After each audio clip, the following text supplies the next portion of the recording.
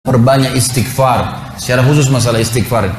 Karena ada sebuah hadis Nabi SAW yang berbunyi, bisa saja rezeki seorang hamba tertahan, ya, ditahan oleh Allah, belum dikasih, ditahan dulu karena dosa yang dia lakukan.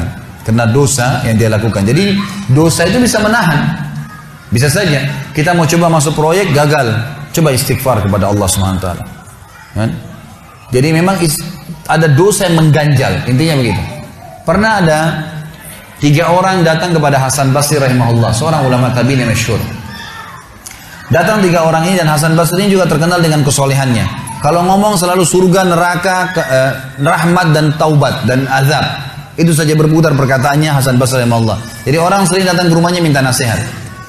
Ada 3 orang datang satu hari antri di rumahnya. Yang satu masuk mengatakan, wahai imam, wahai kiai, wahai ustaz, saya sudah lama menikah dengan istri saya ini, tapi belum dapat anak. Sudah 10 tahun nikah nggak dapat anak.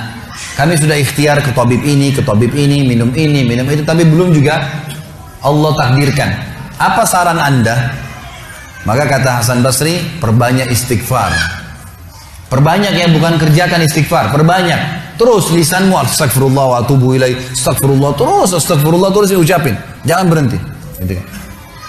Maka kemudian keluar orang tersebut. Masuk orang kedua mengatakan, wahai imam, saya sudah lama kena penyakit di perut saya, sakit terus. Kalau sakit saya sampai nggak bisa tahan, rasanya pengen mati saja kena sakitnya. Sudah coba berobat ke sana sini nggak sembuh-sembuh. Apa saran Anda? Kata Hasan Basri, perbanyak istighfar. Perbanyak istighfar. Amalin, pulang.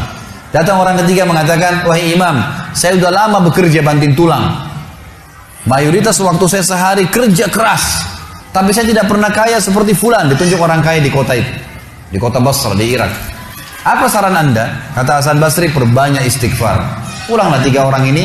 Lalu kemudian istri Hasan Basri bertanya, wahai suamiku, ketiga orang ini tadi butuh satu mungkin dikasih modal, mungkin satu ditunjukkan tabib yang tepat, mungkin obat. Kenapa Anda cuma suruh istighfar saja? Kenapa enggak istighfar diikutin dengan yang lainnya? Dikasih modal, dikasih obat. Kata Hasan Basri, wahai istriku, tidakkah kau dengar kalau mereka sudah ikhtiar dan sekarang tinggal mereka terbuntu, tertutup di sebuah pintu yang mereka tidak tahu bagaimana jalan keluarnya. Maka saya mengingat firman Allah dalam surah Nuh. Surah Nuh ini surah nomor 71 ya. Ayatnya ayat 10 sampai ayat 12. Nabi Nuh alaihissalam berkata kepada kaumnya tentang istighfar. Surah Nuh surah nomor 71 ayat 7 ayat 10 sampai ayat 12. A'udzubillahi minasyaitonirrajim, faqultu astaghfiru rabbakum innahu kana ghaffara. Yursilis samaa 'alaikum midrara wa yumdidkum bi amwalin wa banin wa yaj'al lakum jannatin wa yaj'al lakum anhara. Kata Nabi, kata Allah Subhanahu wa taala, Nuh berkata kepada kaumnya, istighfarlah, minta taubatlah kepada Tuhan kalian, sesungguhnya Dia Maha menerima taubat hamba-hambanya. Manfaatnya Dia akan menurunkan untuk kalian dari langit midrara. Midrar kata para ulama tafsir bisa berarti hujan yang lebat, bisa berarti rezeki yang non-stop, terus dikasih sama Allah bertubi-tubi. Dan dengan istighfar Allah akan memperbanyak harta dan keturunan kalian, dan Allah akan jadikan kebun-kebun kalian lebat, dan Allah akan suburkan juga seluruh sungai-sungai kalian. Jadi di sini manfaat daripada istighfar.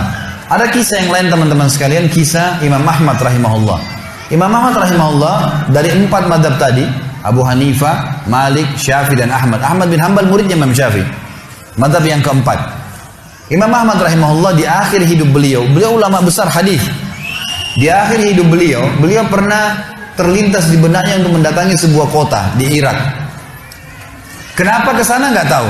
Pokoknya pengen ke sana gitu. Imam Ahmad pergi ke sana. Tiba di kota itu, tapi saya tidak temukan dalam riwayat ini kota apa yang dimaksud. Tiba di kota itu, Imam Ahmad tiba azan maghrib.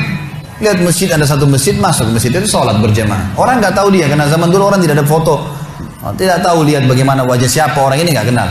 Habis sholat maghrib, Imam Ahmad duduk sedikit baca Al-Quran. Azan isya dia ikut sholat. Selesai isya, Imam Ahmad pergi ke pojok masjid, mau geletak tidur. Marbot masjidnya datang, dekatin. Wahai syekh. Syekh ini dalam bahasa Arab 3 artinya. Bisa hal dari 3. Bisa orang tua, syekh.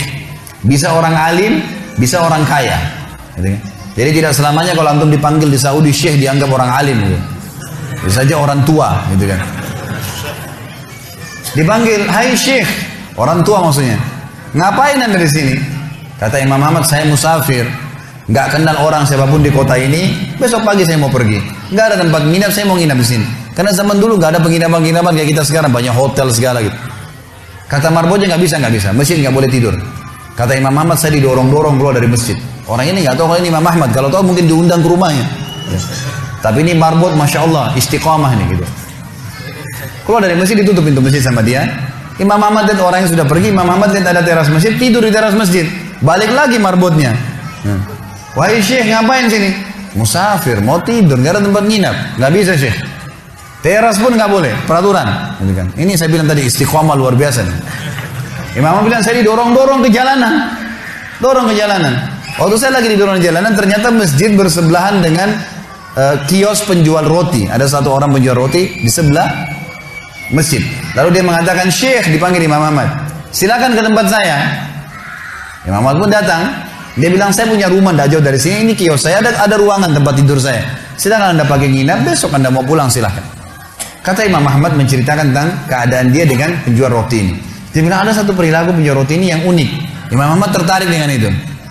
Dia bilang, setiap kali orang ini pecahin telur, ngambil terigu, ngambil garam, itu sambil astagfirullah wa atubu ilaih, astagfirullah wa atubu ilaih. Terus lisannya nggak pernah berhenti nih astagfirullah wa atubu ilaih, kecuali Imam Ahmad bilang saya ajak ngomong atau dia bertanya pada saya.